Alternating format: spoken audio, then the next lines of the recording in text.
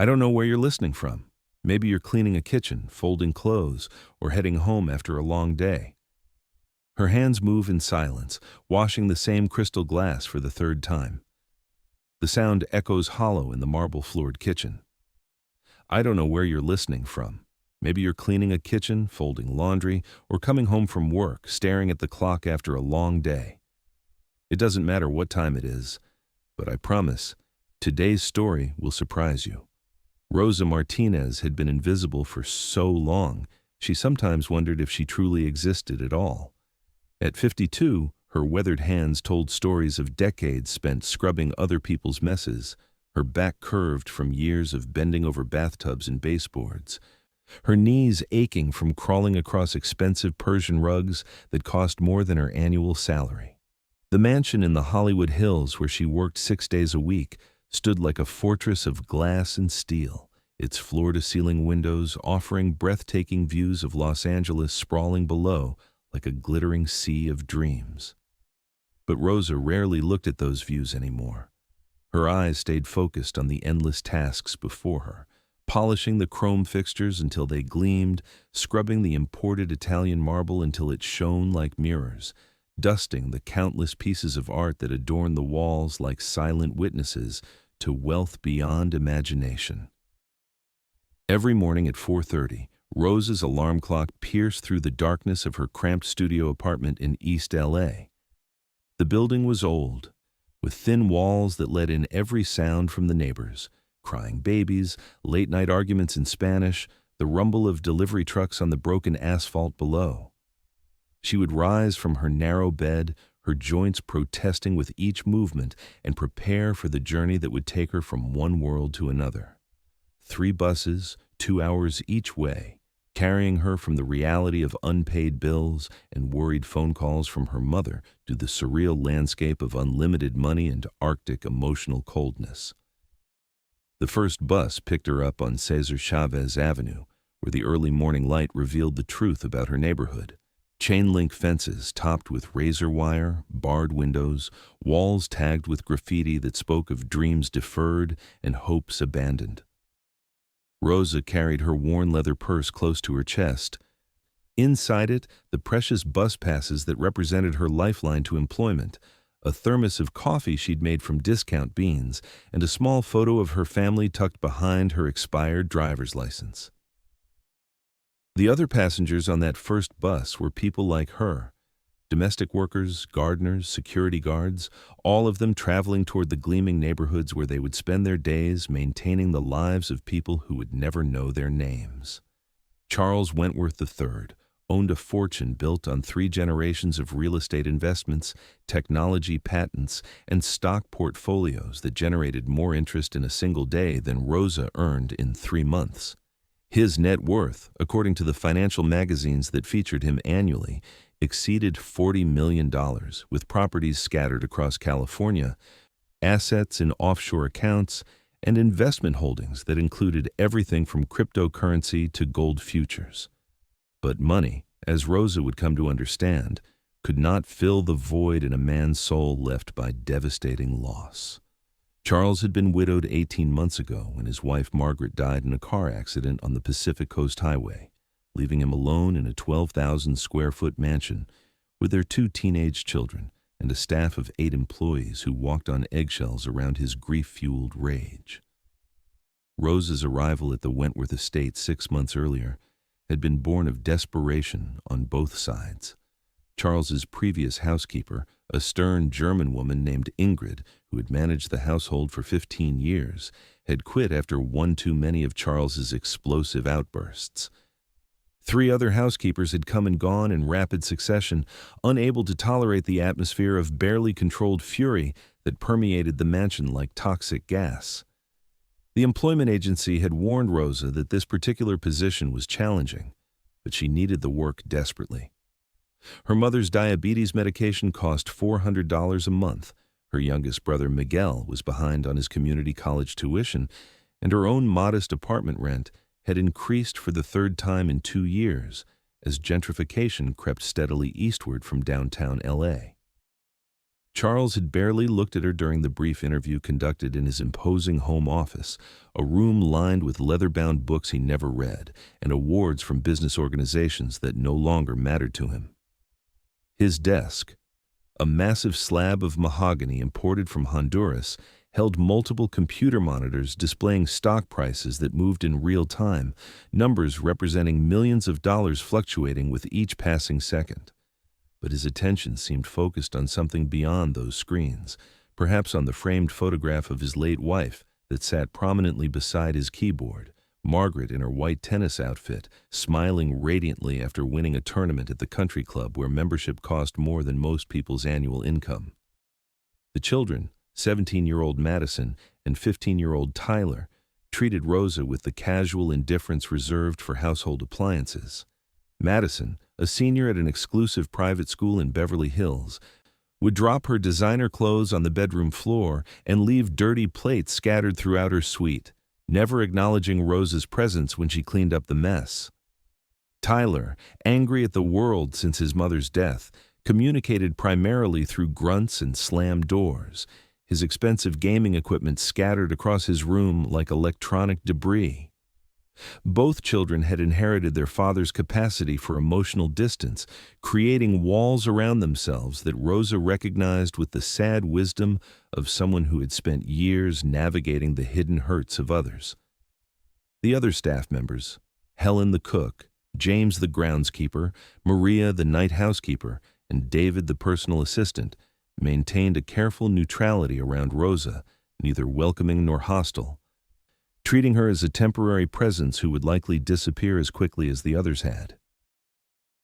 They moved through their duties with mechanical precision, their interactions with Charles limited to essential communications delivered in voices carefully modulated to avoid triggering his unpredictable temper. The mansion felt less like a home than like a museum, where everyone walked quietly to avoid disturbing the exhibits, where genuine laughter had been replaced by the artificial sounds of televisions playing in empty rooms.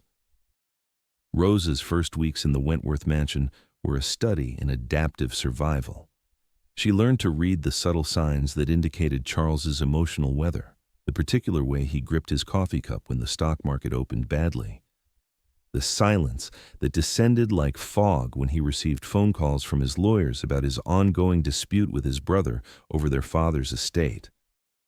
She discovered that Madison became particularly demanding when her friends posted social media photos from parties she hadn't been invited to, and that Tyler's room remained messier during weeks when his grades slipped below the impossible standards his father maintained even in grief. The silence in the mansion was not the comfortable quiet of contentment, but the oppressive hush of a household where everyone had learned to suppress their natural responses. Conversations were conducted in whispers, footsteps were muffled by thick carpeting, and even the grandfather clock in the entrance hall seemed to tick more softly than clocks should.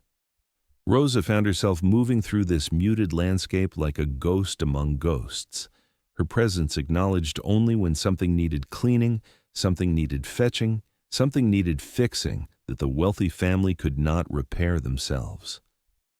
But Rosa had learned long ago that survival required more than simply enduring hardship. It demanded finding small pockets of meaning within meaningless circumstances.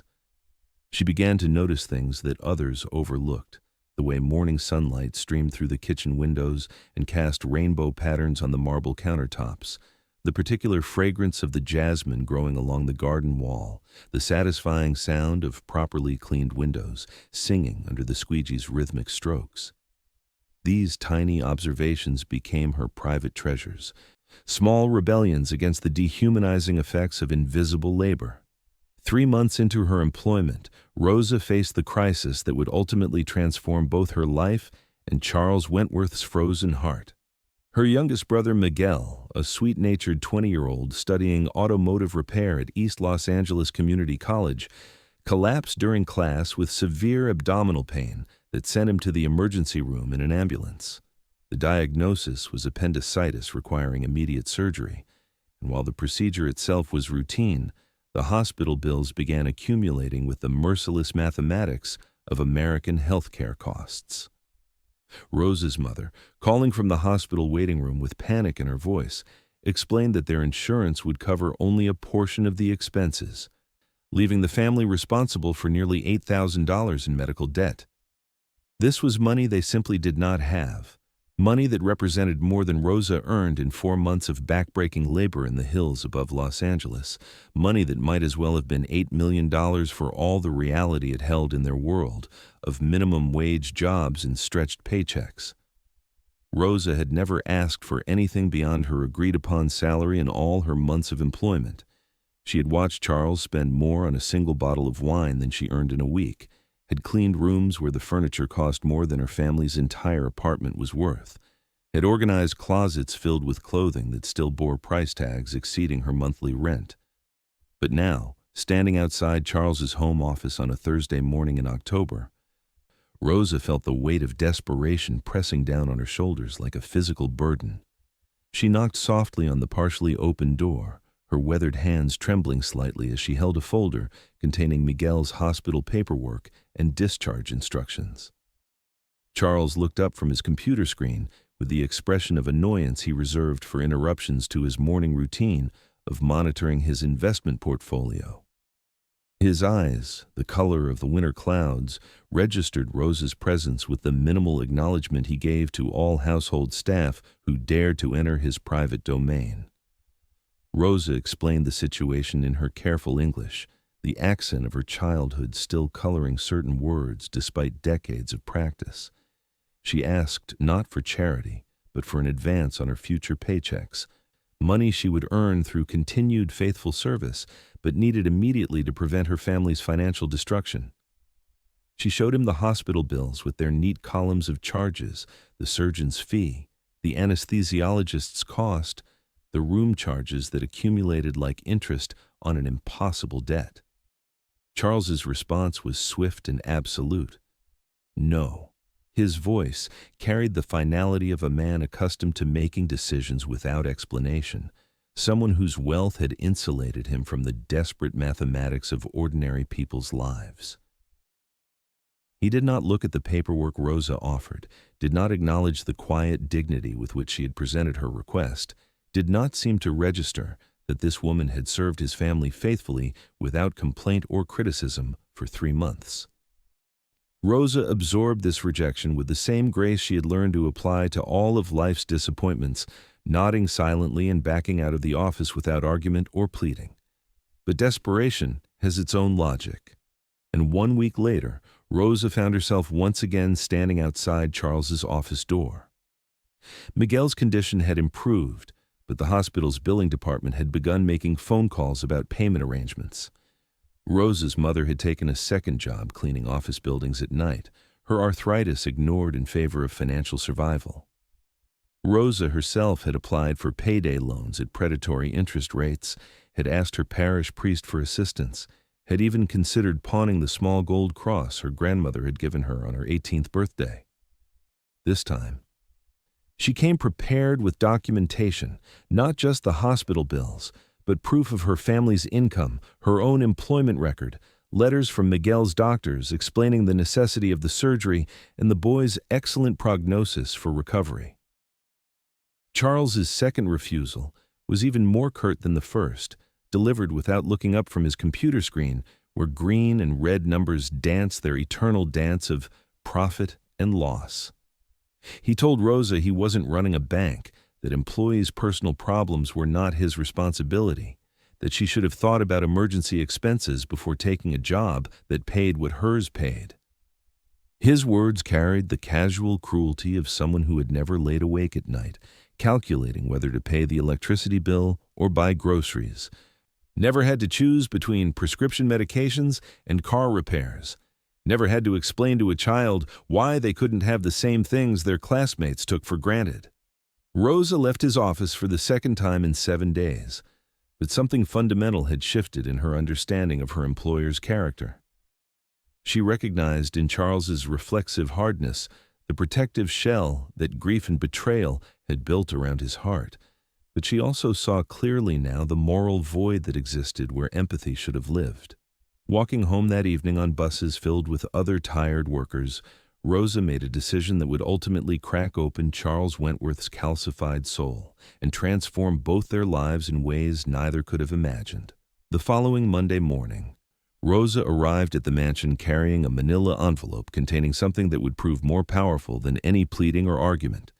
Inside were photocopies of every document related to Miguel's hospitalization, but also something more, a complete accounting of Rosa's own financial life, laid bare with the brutal honesty of someone who had nothing left to hide.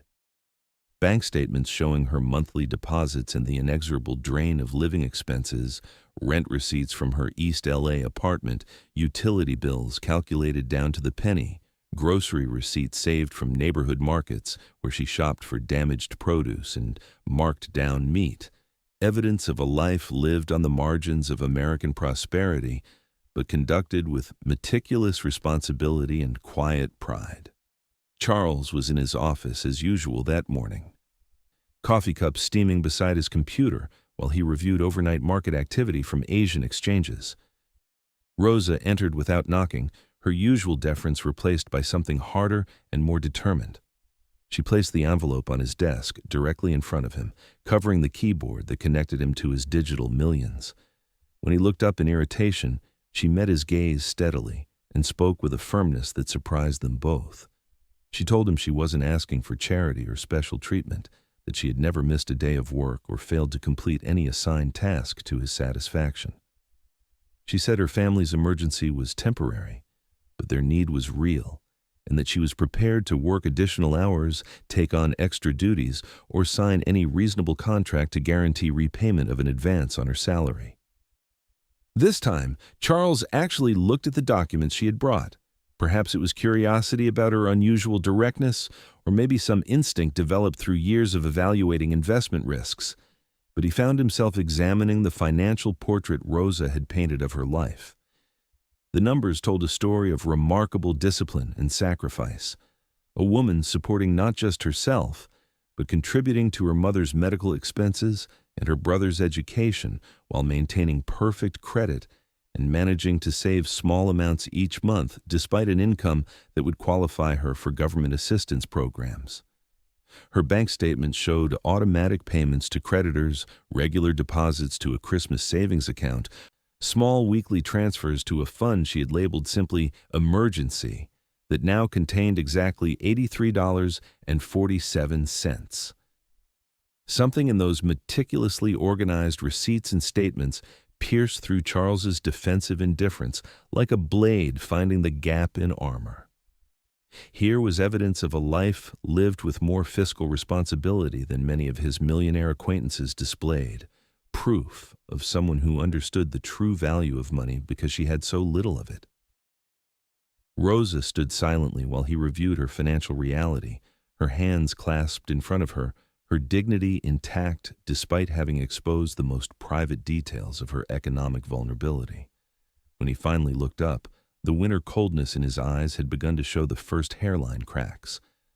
Charles approved Rosa's request that morning, writing her a check for the full amount needed to cover Miguel's medical expenses. He did so without explanation or lecture, simply stating that the money would be deducted from her future paychecks over the next 6 months.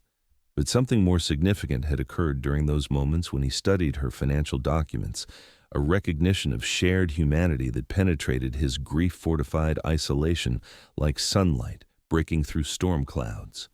For the first time since his wife's death, Charles had been forced to truly see another person's struggle, to acknowledge that his mansion existed within a world where good people faced impossible choices through no fault of their own. Rosa accepted the check with quiet gratitude, but without the effusive thanks Charles might have expected. She simply nodded, said she would continue to serve his family with the same dedication she had always shown, and returned to her work with the calm professionalism that had characterized her employment from the beginning. But Charles found himself watching her differently now, noticing details he had previously overlooked, the careful way she arranged fresh flowers in the entrance hall, the gentle patience she showed when cleaning around Tyler's scattered belongings, the small improvements she made to household routines that saved both time and money without drawing attention to her innovations. The change in Charles's awareness of Rosa coincided with subtle shifts throughout the entire household. Madison began leaving her dishes in neater stacks, making Rosa's job incrementally easier. Tyler started closing his bedroom door more quietly, perhaps sensing that the woman who cleaned his room deserved basic consideration. Even the other staff members seemed to notice that something had shifted in the mansion's emotional atmosphere, though they couldn't identify exactly what had changed or why the oppressive silence seemed less heavy than before. Rosa continued to arrive each morning on the same sequence of buses, continued to perform the same endless cycle of cleaning and organizing and maintaining, but now her work carried a different quality of acknowledgement. Charles had begun greeting her when their paths crossed, not with warmth exactly, but with the basic courtesy one human being owes another. These small gestures might have seemed insignificant to an outside observer, but Rosa understood their profound importance. She was becoming visible, her humanity slowly emerging from beneath the invisible cloak that society drapes over domestic workers. One afternoon in December, as Rosa was preparing to leave for the day, she discovered Madison crying softly in the living room, curled up on the leather sofa with her phone displaying what appeared to be social media photos. The girl's expensive makeup had run in black streaks down her cheeks, and her usually perfect appearance was disheveled in the way that only genuine heartbreak can accomplish. Rosa hesitated at the edge of the room, uncertain whether her comfort would be welcome from someone who had treated her as furniture for months. But something in Madison's posture reminded Rosa of her own teenage years, when her father's abandonment had left her feeling isolated from classmates who took stable families for granted. Rosa sat carefully on the opposite end of the sofa and asked gently if Madison was all right. The question opened floodgates of teenage anguish. Madison's boyfriend had broken up with her via text message, her best friends had excluded her from a party, and she felt utterly alone in a world that seemed designed to highlight her inadequacies, despite all her material advantages. Rosa listened without judgment, occasionally offering tissues or small sounds of sympathy, but mainly providing the gift of genuine attention to someone accustomed to adults who were too busy or too troubled to truly hear her pain. Madison's tears gradually subsided as she talked, and in the comfortable silence that followed, she asked Rosa about her own family. Rosa spoke carefully about her mother's strength during difficult times, about Miguel's determination to build a career despite educational obstacles, about the ways her family supported each other through challenges that would defeat individuals facing them alone. Madison listened with the hungry attention of someone discovering that wisdom could come from unexpected sources, that the woman she had dismissed as hired help possessed insights about resilience that her privileged education had never provided. Charles discovered them there 20 minutes later, his daughter and his housekeeper engaged in quiet conversation, while late afternoon sunlight streamed through the floor-to-ceiling windows. He paused in the doorway, struck by the scene's unexpected intimacy. Madison's usual defensive armor had temporarily disappeared, and Rosa's natural warmth had transformed the sterile living room into something resembling an actual home. Neither woman noticed his presence immediately, too absorbed in their connection to register his approach, and Charles found himself reluctant to interrupt a moment that seemed more genuine than any family interaction he had witnessed since Margaret's death. That evening, after Rosa had departed for her long journey home, Madison sought out her father in his study. She told him about their conversation, about Rosa's stories of family loyalty and perseverance, about the different perspective on problems that came from someone who had faced real hardship without losing her capacity for kindness. Madison's voice carried a note of wonder as she described Rosa's life, the daily bus rides, the careful budgeting, the way she managed to support multiple family members while maintaining her own dignity and optimism. Charles listened to his daughter's account with growing recognition of his own blindness. Rosa had been working in his home for 8 months, and he realized now that he knew almost nothing about her beyond her efficiency at household tasks. She had a family who depended on her, dreams and worries and joys that existed entirely outside his awareness, a complex inner life that continued to flourish despite the dehumanizing effects of invisible labor. His earlier approval of her salary advance had been motivated primarily by the logical assessment of her creditworthiness, but Madison's words revealed dimensions of Rosa's character that his businessman's analysis had completely missed. Winter settled over Los Angeles with the subtle shift that marks the season in Southern California. Shorter days, cooler mornings, the distant mountains occasionally dusted with snow that would disappear by noon. Rosa noticed that Charles had begun asking brief questions about her family during their occasional encounters, showing polite interest in Miguel's recovery and progress in school, inquiring about her mother's health with the growing awareness that these were real people whose lives mattered beyond their impact on his household operations. Tyler, too, seemed to be emerging from his grief-induced isolation, sometimes thanking Rosa when she returned his room to order, occasionally making awkward teenage attempts at conversation while she worked. The transformation was gradual and organic, like ice melting so slowly that the change becomes apparent only when looking back across time. Rosa's presence had introduced an element of authentic humanity into a household that had been operating on autopilot since Margaret's death, and her quiet dignity was slowly teaching Charles's family to rediscover their own capacity for connection. She never lectured or explicitly taught lessons about compassion, but her example of patient service combined with unshakable self-respect created a template for how human beings could treat each other with basic decency, even across vast differences in economic circumstances. One evening in January, Rosa was finishing her duties in the kitchen when she heard the distinctive sound of Charles's voice raised in anger. Through the closed door of his study, she could hear him engaged in what was clearly a heated phone conversation with his brother Richard about their ongoing legal battle over their father's estate. The dispute had been consuming increasing amounts of Charles's time and emotional energy, poisoning his relationships and driving him deeper into the isolation that had characterized his life since Margaret's death. Rosa had grown accustomed to these outbursts, the way they left Charles brittle and unapproachable for days afterward. But tonight, something in his voice carried a note of genuine desperation that made her pause in her cleaning. The phone call ended with the sharp sound of a handset being slammed down, followed by silence that felt more ominous than the preceding anger.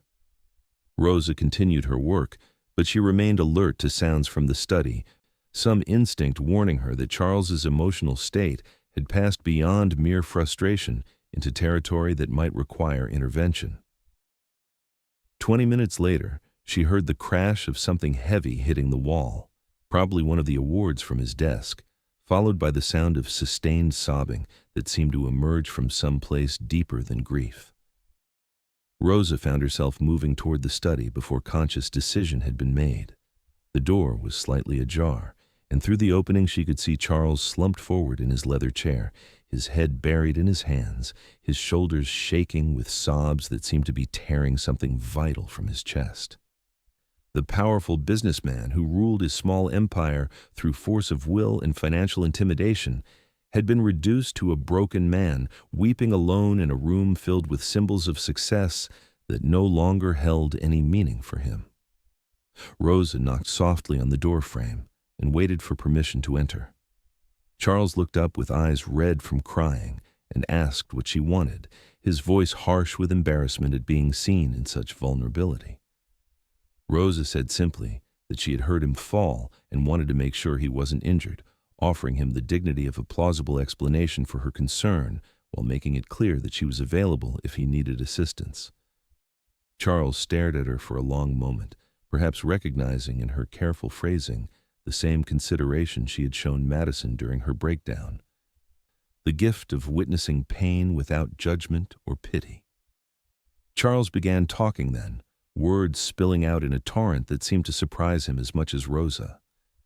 He told her about Richard's betrayal, about how his brother had manipulated their father's will to gain control of properties that should have been divided equally, about legal bills that were costing him hundreds of thousands of dollars to fight theft that might never be recovered.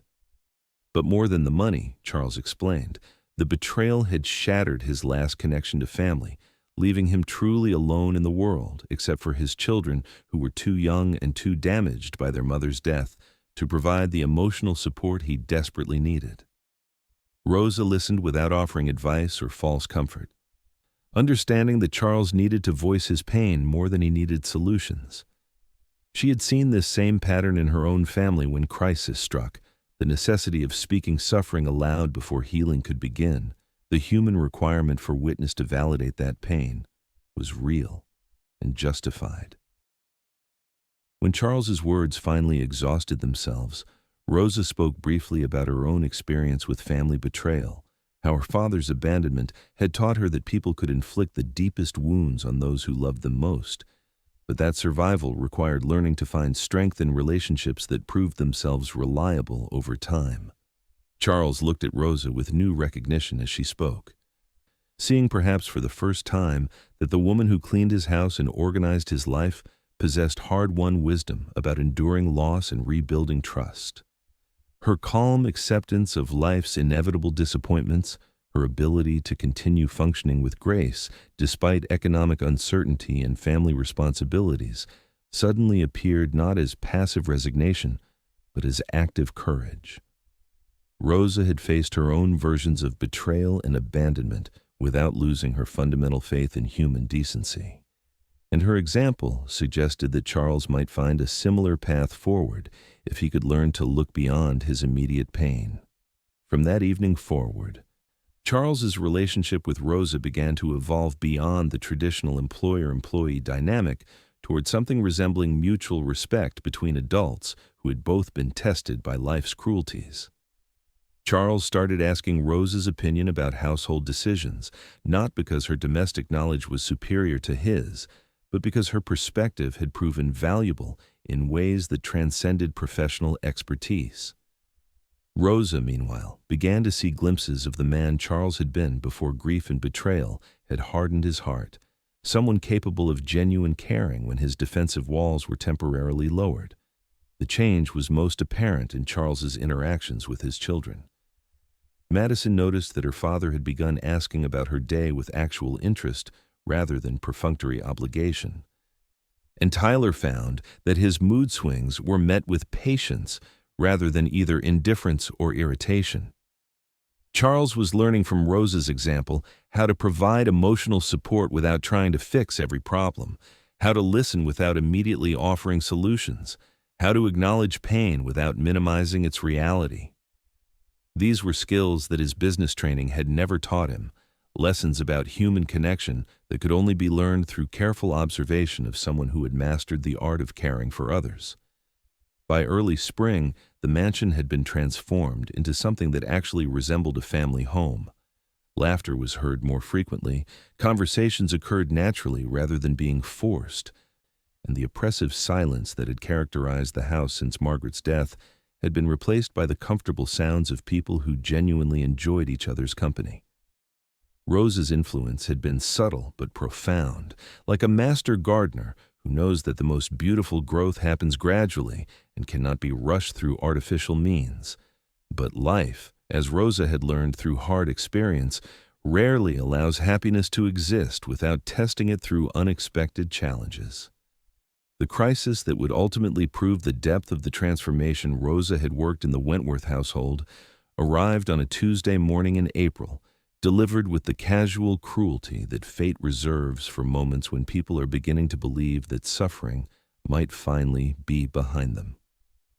Maria, the night housekeeper who had worked for the Wentworth family for 3 years, had been harboring resentment about Rosa's growing influence in the household.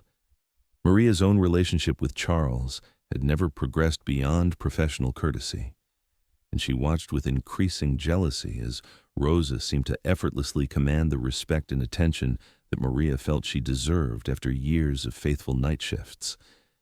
The jealousy had been manageable when Rosa was simply another employee, but as Rosa's role expanded beyond cleaning into something approaching family counselor, Maria's resentment grew into active hostility.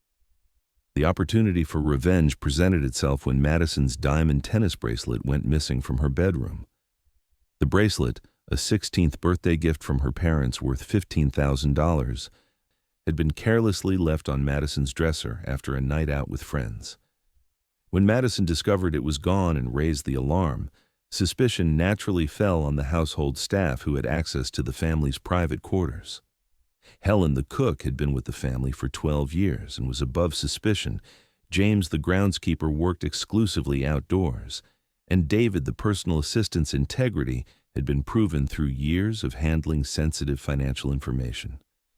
This left Rosa and Maria as the only logical suspects. But Maria had been strategically absent during her scheduled shifts, ensuring she had alibis for the times when the bracelet might have been taken. Rosa, meanwhile, had been alone in Madison's room several times during the past week, performing her regular cleaning duties with her usual thoroughness and attention to detail. When questioned separately by David, who was conducting an informal investigation before involving police, Maria mentioned that she had noticed Rosa paying unusual attention to Madison's jewelry collection, commenting on the expensive pieces with what Maria described as inappropriate interest for someone in her position. Charles received David's report while reviewing quarterly investment statements in his study, his mind already focused on the financial implications of a theft within his household. The loss of the bracelet itself was manageable. Insurance would cover the replacement cost, and the $15,000 represented less money than Charles typically gained or lost in routine stock market fluctuations. But the violation of trust, the suggestion that someone he had allowed into his family's most private spaces was capable of theft, triggered defensive reactions that had been conditioned by months of legal battles with his brother over much larger amounts of money. Without conducting his own investigation or speaking directly to Rosa, Charles instructed David to terminate Rosa's employment immediately. The decision was made with the same swift finality he applied to business choices, the same protective instinct that had guided him through corporate acquisitions and hostile takeovers.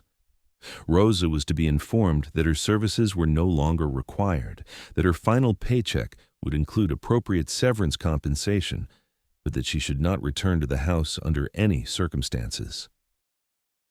Charles convinced himself that he was being generous by not involving police immediately, that Rosa should be grateful for the opportunity to leave quietly without facing criminal charges. David delivered Charles's decision to Rosa on Wednesday morning as she was organizing the walk-in closet in the master bedroom, a task that had become part of her regular routine. Rosa received the news with the same quiet dignity with which she had faced every other crisis in her life, asking no questions about specific accusations, making no denials or protests about her innocence, simply nodding her understanding and beginning to collect her few personal belongings from the small locker where she kept her bus passes and extra cleaning supplies. Her only request was for the opportunity to say goodbye to Madison and Tyler, both of whom had formed genuine friendships with the woman who had helped them navigate their grief during the most difficult period of their young lives. David, clearly uncomfortable with his role as messenger, what felt like an unjust situation, told Rosa that Charles had specifically forbidden any contact with the children, that she was to leave immediately without speaking to any other family members.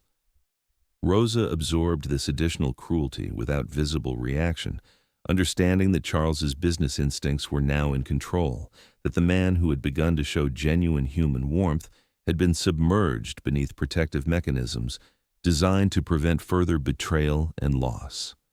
Rosa gathered her things in silence and walked through the mansion one final time, past the rooms she had cleaned and organized with such care, past the windows where she had watched changeable Southern California light transform marble and crystal throughout countless days, past the family photographs that documented happier times before death and grief had frozen this household in emotional winter.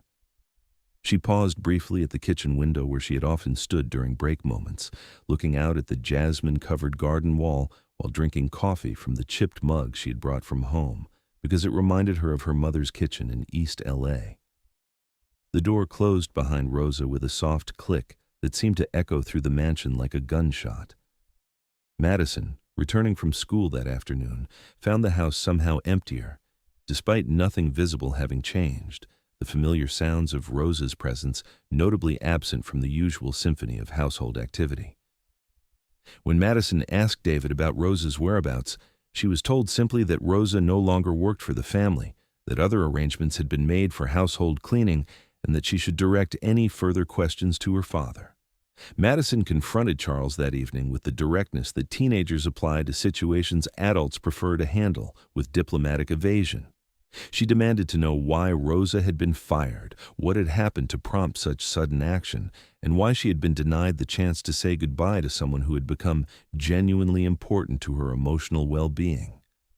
Charles, caught off guard by his daughter's passionate defense of someone he had dismissed as hired help, found himself struggling to explain his decision in terms that didn't sound either paranoid or cruel. The truth emerged gradually through conversations that stretched over several days, Madison and Tyler both pressing their father for details, while the household staff whispered among themselves about the circumstances surrounding Rosa's departure. Charles eventually described the missing bracelet and his conclusion that Rosa was the most likely suspect, but his children's reactions were not what he had expected. Both Madison and Tyler expressed immediate certainty that Rosa was innocent, that the woman who had shown them such consistent kindness and respect would never violate their trust through theft, that their father's suspicions were based on class prejudice rather than actual evidence.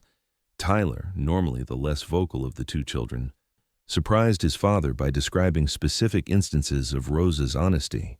Times when she had found and returned small amounts of money left in clothing pockets, occasions when she had carefully preserved tiny items of sentimental value that others might have accidentally discarded, her careful treatment of family photographs and personal papers that revealed deep respect for their privacy and possessions.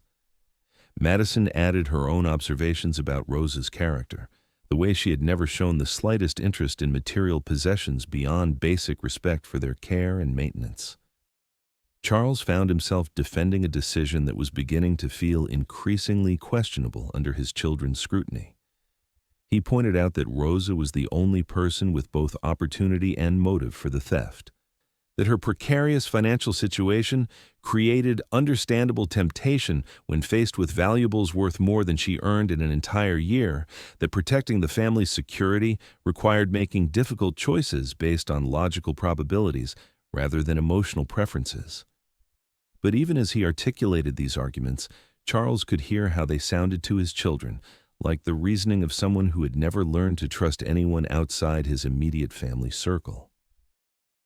The household's emotional atmosphere deteriorated rapidly in Rosa's absence. Maria, promoted to full-time day shift housekeeper, lacked Rosa's intuitive understanding of the family's rhythms and needs, performing her duties competently, but without the personal investment that had made Rosa's work feel like care rather than mere labor. Madison's room stayed messier longer, Tyler's moods went unchecked by gentle redirect, and Charles found himself missing conversations that had become unexpectedly important to his sense of connection with his own household. 2 weeks after Rosa's termination, Madison's bracelet was discovered in an ornate jewelry box that had belonged to her mother, tucked beneath a layer of tissue paper where Madison had apparently placed it for safekeeping after her night out with friends. The discovery was made during Madison's own search through her mother's belongings, a periodic ritual that helped her feel connected to Margaret's memory. The bracelet had been hidden so well that even Madison had forgotten placing it there, but its presence in a location that only family members could access made Rosa's innocence absolutely clear. Charles received the news of the bracelet's recovery while reviewing contracts in his study, the same room where he had approved Rosa's salary advance months earlier, and where he had later broken down in front of her when family betrayal became too much to bear alone. Madison placed the bracelet on his desk beside his computer keyboard, covering the financial figures that usually commanded his complete attention. The silence that followed was heavy with implications about justice, prejudice, and the irreversible consequences of conclusions drawn too quickly from insufficient evidence. The weight of his mistake settled on Charles's shoulders like a physical burden as he stared at the recovered bracelet. Rosa had been innocent, exactly as his children had insisted, exactly as anyone who had bothered to truly know her character could have predicted.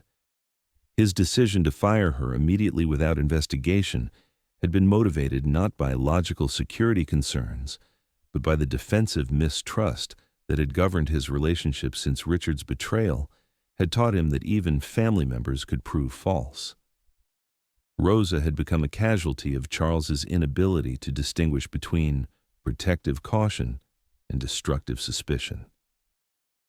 Charles spent the following days attempting to locate Rosa, discovering in the process how little he actually knew about the woman who had become such an important presence in his family's life. The employment agency that had originally sent her had no current address or phone number, their records showing only the East LA apartment from which Rosa had moved months earlier, when rent increases forced her into even cheaper housing. David's inquiries at the apartment building where Rosa had lived revealed that she had relocated without leaving a forwarding address, a common practice among working-class tenants who moved frequently in search of affordable housing. The search for Rosa became an obsession that consumed Charles's attention in ways his business affairs had not for months. He found himself driving through neighborhoods in East LA and downtown, looking for the familiar figure walking toward bus stops in the early morning darkness, hoping to spot her among the domestic workers waiting at transfer points throughout the sprawling city. These neighborhoods were foreign territory for Charles, areas he had seen only from freeway overpasses during rare trips to meetings downtown, regions that existed in his awareness primarily as crime statistics in newspaper articles or tax revenue data in municipal reports.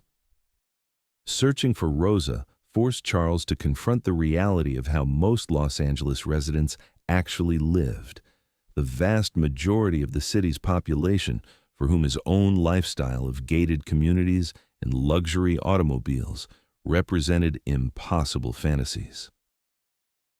He drove slowly through streets lined with apartment buildings where entire families crowded into single rooms, past bus stops where tired workers waited in pre-dawn darkness for transportation to jobs in wealthier neighborhoods, through commercial districts where signs in Spanish advertised services catering to immigrants who cleaned the homes and maintained the gardens of people who would never learn their names. The search also revealed to Charles how many Rosa Martinezes existed in Los Angeles, how common her story of quiet dignity and family sacrifice had become among the army of domestic workers who made affluent life possible through their invisible labor. Employment agencies were reluctant to provide information about former clients, protective of workers who might have immigration issues or other reasons for maintaining privacy from former employers. Charles's wealth, which had always guaranteed immediate cooperation from business associates and service providers, proved irrelevant when dealing with communities that had learned to protect themselves from powerful people who might exploit their vulnerability. 3 weeks into his search, Charles discovered Rosa through the most mundane of circumstances. Madison had asked him to donate some of her mother's clothing to a Catholic charity in East LA, boxes of designer dresses and suits that Margaret would have wanted to help women re-entering the workforce after periods of homelessness or domestic violence. Charles was delivering the donation personally rather than sending David with the errand, partly to honor Margaret's memory, but mainly because the drive gave him another opportunity to search neighborhoods where Rosa might be living. He recognized her immediately despite the distance, her distinctive posture and the careful way she walked making her identifiable even from across the parking lot of St. Vincent's Community Center. Rosa was emerging from the building carrying a large bag of groceries, apparently part of the food assistance program that supplemented inadequate wages for working families.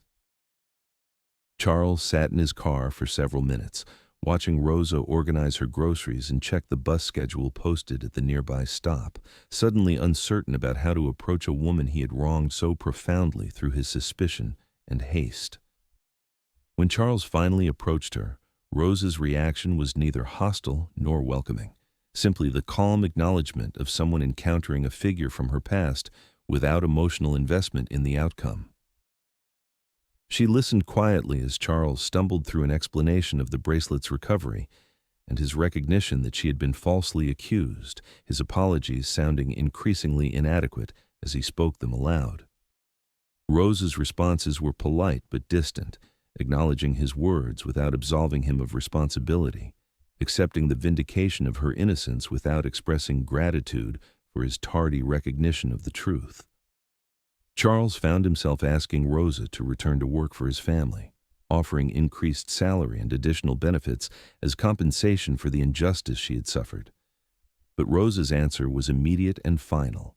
She had found other employment, was working now for a family who treated her with consistent respect, and had no interest in returning to a situation where her integrity could be questioned without cause.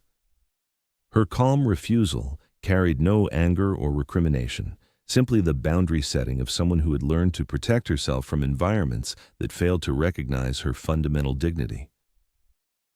The brief conversation in the church parking lot lasted less than 10 minutes, but it accomplished something that weeks of searching had not. It forced Charles to confront the reality that his wealth could not repair every mistake, that some forms of damage were irreversible regardless of subsequent apologies or financial compensation. Rose's forgiveness, freely given, coexisted with her refusal to return, teaching Charles that redemption was possible without the restoration of previous relationships. That growth sometimes required accepting permanent consequences for temporary failures of judgment. Charles returned home to find his household subtly diminished by Rose's continued absence and the knowledge that her departure was now permanent. Madison and Tyler received the news of their father's unsuccessful attempt to bring Rosa back with disappointment, but not surprise. They had recognized during Rosa's employment that her dignity was not something that could be bought or negotiated, that her value as a human being existed independently of their family's need for her services. Both children had learned from Rosa's example something their privileged upbringing had not previously taught them, that respect must be earned through consistent behavior rather than commanded through financial power. The lesson of Rosa's story continued to influence the Wentworth household in the months that followed her departure. Charles found himself treating subsequent employees with more consideration, asking about their families, and accommodating personal emergencies with the flexibility he had finally shown Rosa, but only after months of resistance. Madison and Tyler carried Rosa's example with them into their interactions at school and in social situations, having learned to recognize the humanity of people whose economic circumstances differed from their own. Charles's broader perspective on wealth and responsibility began to evolve as well, influenced by his recognition of how his financial power had isolated him from understanding the lives of people who made his comfort possible. He began directing more of his charitable giving toward organizations that served working families, supporting job training programs and emergency assistance funds that addressed the kinds of crises Rosa's family had faced when Miguel needed surgery. These philanthropic activities provided Charles with a sense of purpose that his business investments had never delivered, a way of using his fortune to acknowledge rather than ignore the economic realities that shaped most people's daily existence. But perhaps the most profound change in Charles's life was his willingness to examine his own capacity for prejudice and mistake, his recognition that wealth and education had not protected him from the moral blindness that could destroy relationships with people who deserved better treatment. The shame he felt about his treatment of Rosa became a catalyst for broader self-reflection about how grief and betrayal had distorted his judgment, how defensive isolation had prevented him from recognizing wisdom and character in unexpected places. 1 year after Rosa's departure from the Wentworth mansion, Charles encountered her once more in circumstances that demonstrated how profoundly both their lives had been changed by their brief relationship. Charles was volunteering at a job training program downtown, teaching basic business skills to women re-entering the workforce, when Rosa arrived as a participant in classes designed to help domestic workers transition into office employment. She had decided to use her years of household management experience as preparation for a career in hotel or office building administration, seeking work that would provide better benefits and more regular hours than private house cleaning. Rosa greeted Charles with the same quiet courtesy she had always shown, acknowledging their shared history without awkwardness or resentment. She had enrolled in the program using savings she had accumulated through careful budgeting and a second job cleaning commercial offices on weekends, determined to improve her family's economic prospects through her own advancement rather than depending on the kindness of employers. Her presence in the classroom was both humble and confident, someone seeking to learn new skills while maintaining pride in the knowledge she had already acquired through years of responsible work. Charles found himself learning as much from Rosa's participation in the program as she learned from the curriculum. Her questions revealed insights about workplace dynamics that his business education had never addressed, perspectives on employee motivation and satisfaction that came from years of experience as labor rather than management. Rosa's interactions with other students demonstrated leadership skills that domestic work had nurtured but never formally recognized. Her ability to mediate conflicts, her instinct for organization and problem solving, her natural capacity for mentoring women who were struggling with challenges she had already overcome. The final session of the job training program concluded with presentations from students about their career goals and plans for applying their new skills. Rosa spoke briefly about her hope to find work that would allow her to use her organizational abilities while providing stability for her family's ongoing financial needs. Her presentation was modest but clear, focusing on practical goals rather than dramatic transformation, seeking opportunity rather than rescue, expecting to earn advancement through competence rather than sympathy. After the ceremony that marked completion of the program, Charles approached Rosa with genuine congratulation for her achievement and her continuing courage in pursuing better opportunities for herself and her family. Their conversation was brief, but warmer than their previous encounter, marked by mutual respect that had survived the difficulties of their earlier relationship. Charles offered to provide a reference for Rosa's job applications, acknowledging that his previous failure to recognize her abilities should not prevent him from now supporting her professional advancement. Rosa accepted Charles's offer with grace, understanding that his willingness to recommend her represented both practical assistance and personal growth on his part.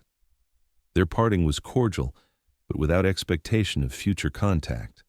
Two people who had taught each other important lessons and were now moving forward on separate paths enriched by their temporary intersection. Charles returned to his mansion that evening with a sense of completion regarding Rosa's chapter in his family's life, recognizing that redemption sometimes looked different from restoration, but was no less valuable for that difference.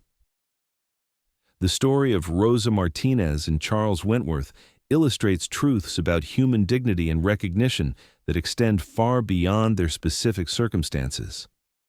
Rosa's quiet strength in the face of economic hardship and social invisibility represents the experiences of countless working people whose contributions to society are undervalued by those who benefit from their labor. Her refusal to accept contempt as the price of employment demonstrates that self-respect is neither dependent on material wealth nor diminished by its absence. That character reveals itself most clearly under pressure from injustice or ingratitude. Charles's journey from defensive isolation to empathetic understanding shows how grief and betrayal can distort judgment without permanently destroying the capacity for growth and redemption. His eventual recognition of Rosa's worth came too late to repair their working relationship, but not too late to influence his future interactions with people whose life experiences differed from his own. The wealthy man's education by his humble employee reversed typical assumptions about who teaches and who learns, demonstrating that wisdom emerges from lived experience as much as from formal education or professional success. Their story also reveals the complex dynamics that govern relationships between employers and domestic workers, the ways economic inequality can either inhibit or enhance mutual recognition of shared humanity. Rosa's dignity remained intact despite her economic vulnerability, because she possessed inner resources that no amount of financial stress could diminish. while Charles's wealth initially prevented him from seeing past surface circumstances to recognize Rosa's true character and value. The broader lesson of their interaction concerns the moral responsibility that accompanies economic privilege, the obligation to recognize and respect the humanity of people whose labor makes comfortable life possible. Charles's transformation from someone who saw Rosa as interchangeable hired help to someone who understood her as an individual with her own struggles and strengths represents a form of education that money cannot buy, but that generosity of spirit can make possible. But Rosa's story extends beyond her relationship with the Wentworth family, rippling outward into the lives of others who would benefit from her example of dignified perseverance. 6 months after completing the job training program, Rosa secured a position as administrative coordinator for a nonprofit organization serving immigrant families. Her new workplace was a modest office building in downtown Los Angeles, far from the mansion's polished marble and crystal chandeliers. But it felt like a palace to Rosa, because she was surrounded by people who valued her contributions and respected her voice in decision-making processes. The nonprofit, called Nueva Esperanza or New Hope, provided legal assistance and social services to recently arrived immigrants navigating the complex bureaucracy of American life. Rosa's responsibilities included coordinating appointments, maintaining client files, and translating documents from Spanish to English for families who spoke little of their new country's language. Her years of managing household schedules and organizing complex logistics served her well in this role. But more importantly, her empathy for people struggling with economic uncertainty made her an invaluable bridge between the organization's professional staff and the vulnerable families they served. Rosa's first client was a woman named Carmen Delgado, a 34-year-old mother of 3 who had fled domestic violence in Honduras and arrived in Los Angeles with nothing but the clothes on her back and a fierce determination to build a safe life for her children. Carmen spoke no English and felt overwhelmed by the endless paperwork required to apply for asylum, to enroll her children in school, to access medical care and food assistance programs that might prevent her family from falling into homelessness. Rosa sat with Carmen for hours during their first meeting, patiently explaining each form and requirement, sharing her own stories of navigating American systems as a young woman, offering the gift of understanding that came from personal experience rather than professional training. Through Rosa's careful guidance, Carmen learned to complete job applications, practice basic English phrases that would help her communicate with potential employers, and understand her legal rights as an asylum seeker. But beyond these practical skills, Rosa provided something more valuable: proof that survival was possible even when circumstances seemed impossible. Carmen watched Rosa's confident interactions with lawyers and social workers, noticed how this woman who had also come from poverty commanded respect through her competence and dignity, began to believe that she too might find stability in this new country if she continued working toward goals that seemed distant but not impossible. Rosa's success with Carmen's case established her reputation within the immigrant community as someone who could be trusted to advocate effectively for families in crisis.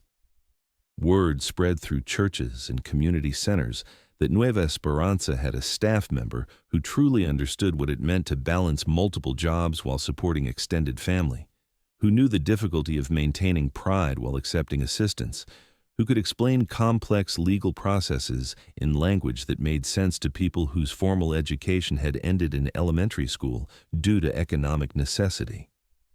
The families Rosa helped came from throughout Central and South America, each carrying stories of violence or poverty that had driven them to attempt the dangerous journey to the United States.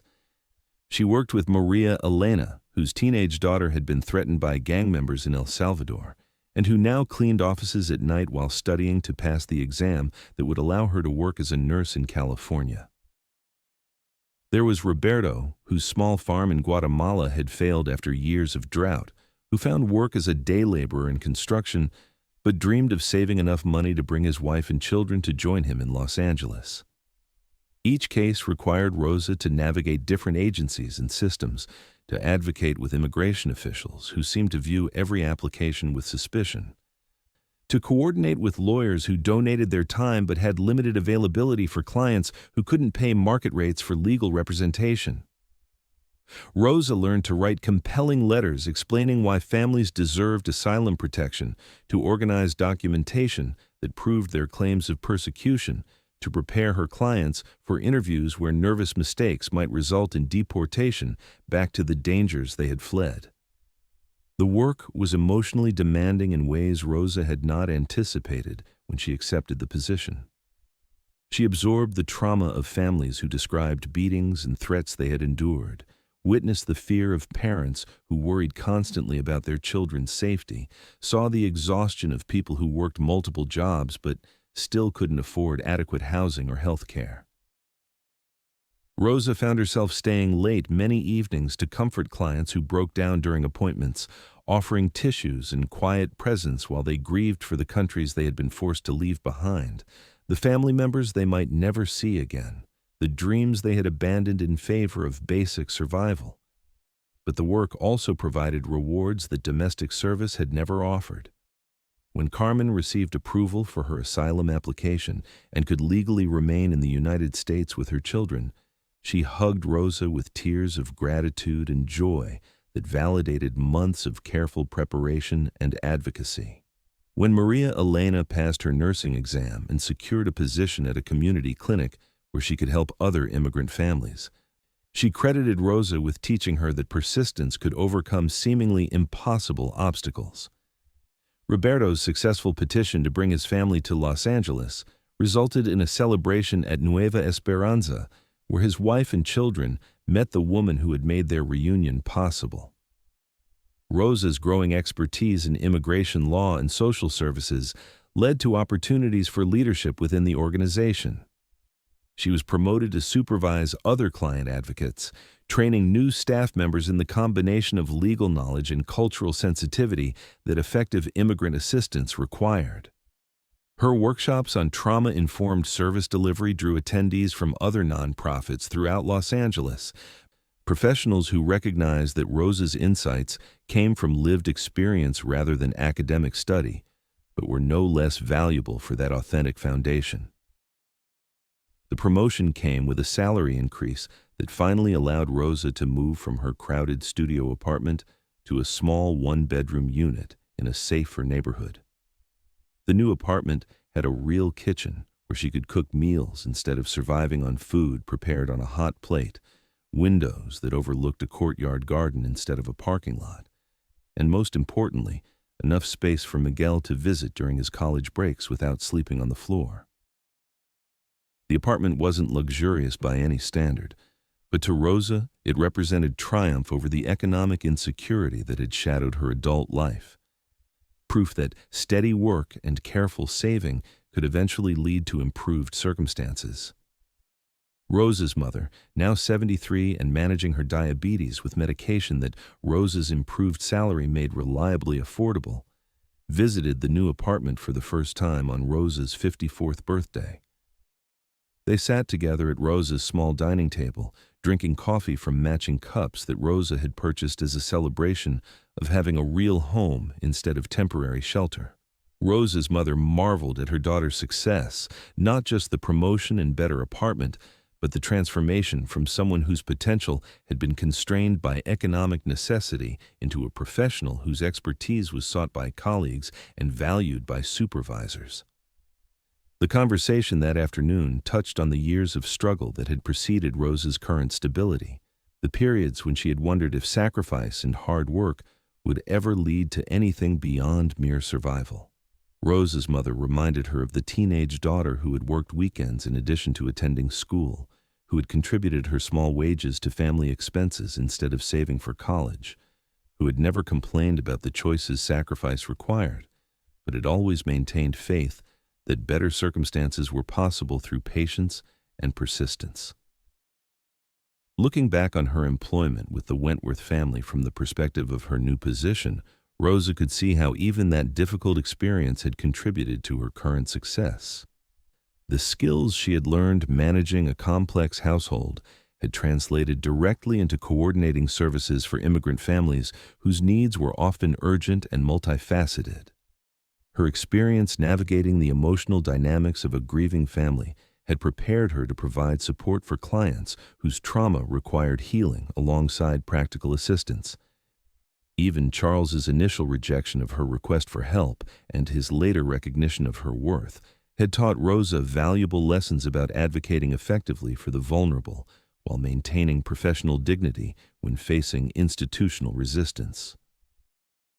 Rosa occasionally thought about Madison and Tyler, wondering how they had grown during the years since her departure from their household.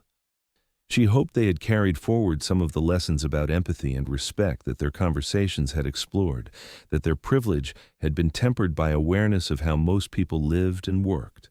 Through mutual contacts in the domestic worker community, Rosa learned that Charles had indeed begun treating subsequent household staff with greater consideration, that Madison was studying social work in college, and that Tyler had started volunteering at a homeless shelter as part of his high school community service requirements. These updates suggested that Rosa's influence on the Wentworth family had outlasted her employment there, that her example of quiet dignity and compassion had taken root in ways that continued to shape their choices long after her physical presence was gone.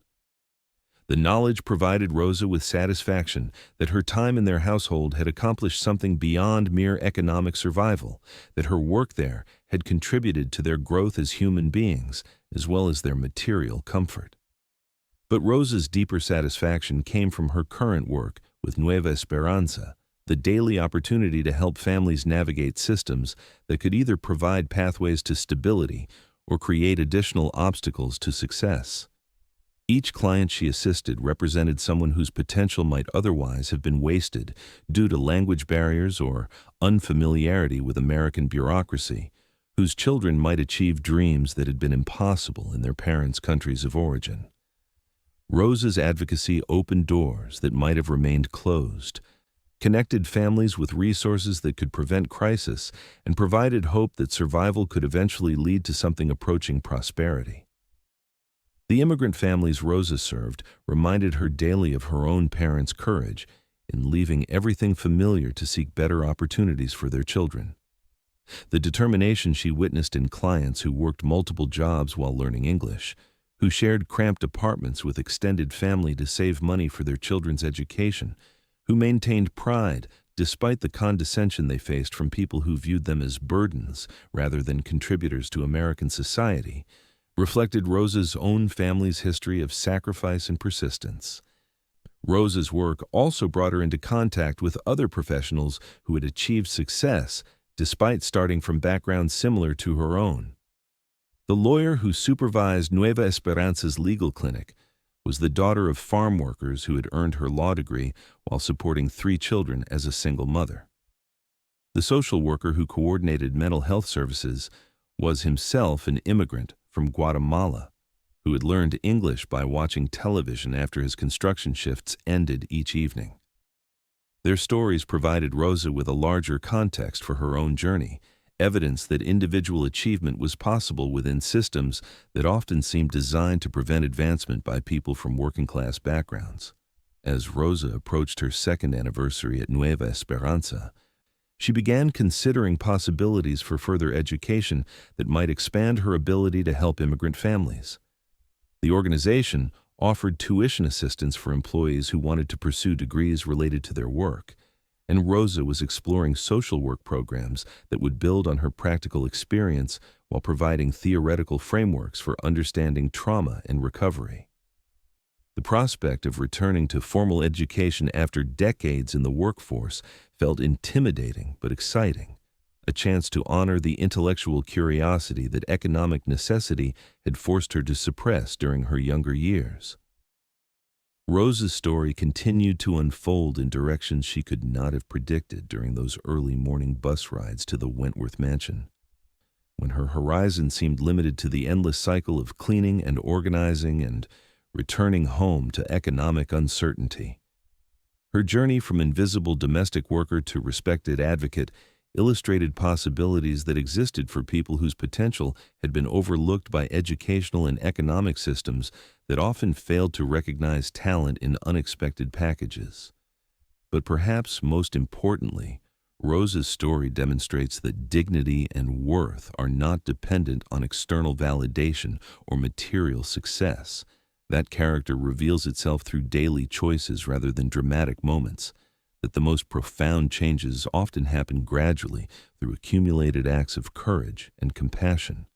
Her influence on the Wentworth family, her success at Nueva Esperanza, and her impact on the immigrant families she served all grew from the same foundation of quiet strength that had sustained her through years of invisibility and struggle. The cycles continue. Other domestic workers riding buses through Los Angeles' darkness toward jobs that provide economic survival but little recognition. Other families navigating bureaucratic systems that can feel deliberately designed to exclude them from opportunity. Other individuals discovering that their potential extends beyond the limitations others have assumed about their capabilities. Rose's example provides hope that these cycles can be interrupted by recognition, by opportunity, and by the persistent belief that everyone deserves dignity regardless of their economic circumstances. And you, have you ever worked for someone who learned from you without ever saying it? Perhaps you've been the one teaching patience to an impatient employer, showing strength to someone who thought wealth meant power, demonstrating that dignity doesn't require designer clothes or expensive cars. Tell me your story in the comments. If this story touched your heart, leave a like and subscribe so it reaches another woman who needs to remember that her quiet strength matters, that her work has value beyond the paycheck, that respect is something she deserves simply because she breathes and tries and cares. For more emotional stories about women whose courage changes lives in ways they never imagined, click the podcast link on the left. Thank you for walking this journey with us. See you in the next story, where ordinary people discover their extraordinary worth.